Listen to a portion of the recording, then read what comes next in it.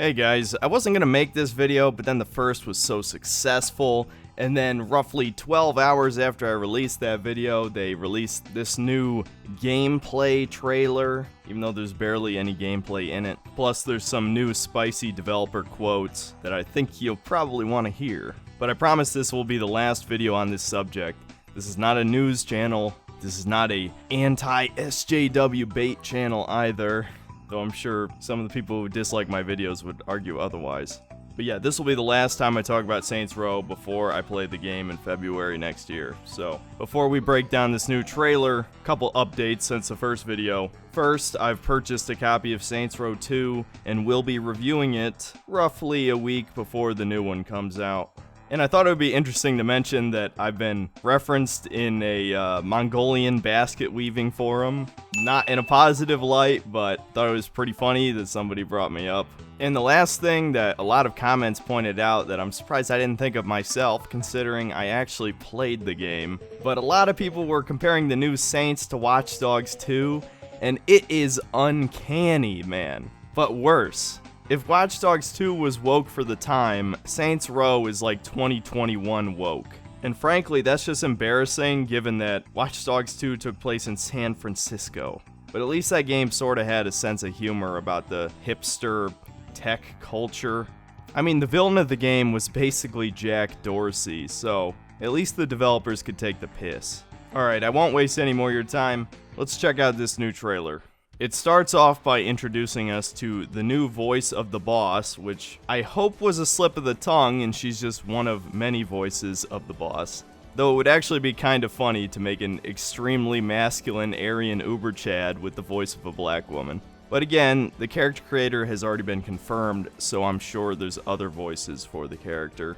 This is just the canon boss, I guess. Then we're given some comments from the developers that are vague and highly questionable. Naturally, we looked at all the things that we've done in the past, but the more we did that, the more we started to discover we're actually blocking ourselves from the massive creativity we have at the studio. Stifling the creativity of the studio, and then you decided to rip off Watch Dogs 2 for your aesthetic? Yeah, very creative. Then we're introduced to the southwestern town of Santo Ileso, and we are introduced to the motto of the town. Keep it strange. That sounds familiar. Where have I heard that before? Oh yeah, Austin, Texas. Keep it weird. That's not a good fucking sign. If you know anything about the United States, you'll know that Austin is one of the most far left-leaning cities in the country. I'm not gonna go into detail. You can look into it if you want. But just expect a lot of progressive politics from Santo Ileso, I guess. We've created a set of characters that you're going to want to invite in your living room every day. Yeah, there's no way in hell I would invite any of these people into my house. They're the type of assholes who are going to start a political debate during Thanksgiving dinner. Then again, for a lot of you out there, that's every Thanksgiving dinner. My condolences. The thing I don't understand about this the most is why the hell would you try to make gangsters relatable? And why would you want to invite a bunch of murderers into your living room? It doesn't make any sense. Then we're given one line to describe each of the characters that's pretty vague. The boss is a psycho. Eli is an investor. I'm guessing that just translates to weak nerd. I was slightly wrong about Nina. She actually is Hispanic. I guess it would explain the one line of dialogue she was given in the previous trailer where she had a slight accent. She's the getaway driver, and I'm still gonna call her Gamer Girl.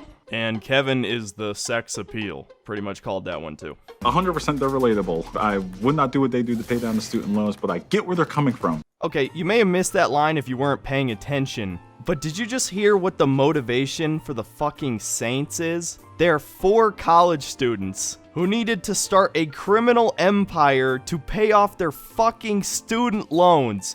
This can't be fucking real, dude. That sounds like parody. If it was parody, it might be funny. But if they're already criminals, why the fuck would they bother paying off their student loans? This doesn't make any sense.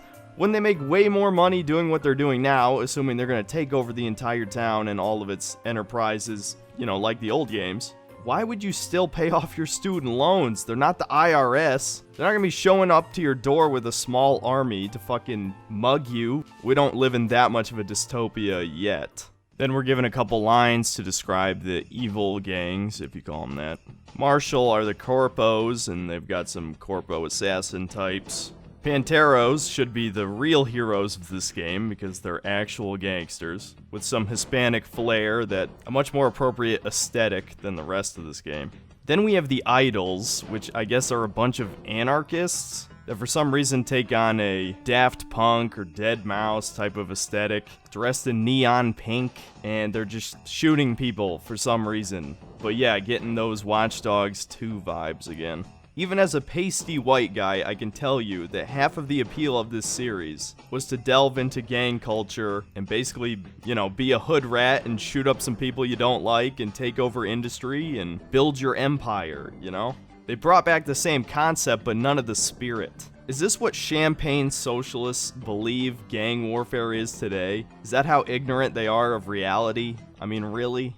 Next up, we hear developers give us the usual spiel about player choice. We see a little bit of the character customization options, which look good, at least from what little I can see here. And blah blah blah, inclusiveness, blah blah, player choice, blah. Whatever, meaningless terms that we'll have to just see for ourselves, if any of it matters when the game finally releases. And then finally, we're shown some little snippets of vertical slice gameplay that don't really tell us anything, but they're supposed to look exciting. Stuff that won't fool anybody but the most casual players. So before I wrap up this video, I do want to point out some things that I stole from that Turkish knitting forum that I mentioned earlier. People have shown images that they've actually censored brands from the earlier Saints Row games. Notably, Freckle Bitches, which is the greatest fucking parody name for Wendy's I think anyone's ever come up with. That is now just FBs, and I wouldn't be surprised if they changed what F and B actually mean. And then the second image, Rim Jobs, a somewhat clever name for an auto shop, is now renamed to Jim Robs, which, yeah, that's not clever, but I'm sure somebody will make a Sneed joke. So I talked about there being some spicy new quotes. Well, really, it's one very long quote, but let me read you some of this. We worked really hard to build on the diversity of the characters, which is hilarious if you've seen the Saints Row cast. They were always diverse. Are you fucking kidding me? I can show you one picture of the Saints from Saints Row 2, and that is probably actually more diverse than this game. You have Nina, who is this muscle badass and is driving around in her cars. You have Eli, who loves his podcasts. You have Kev, who loves to cook, and that's his biggest thing. He loves to cook. The developers say that Saints Row's focus is going to focus on the material concerns of its young crew.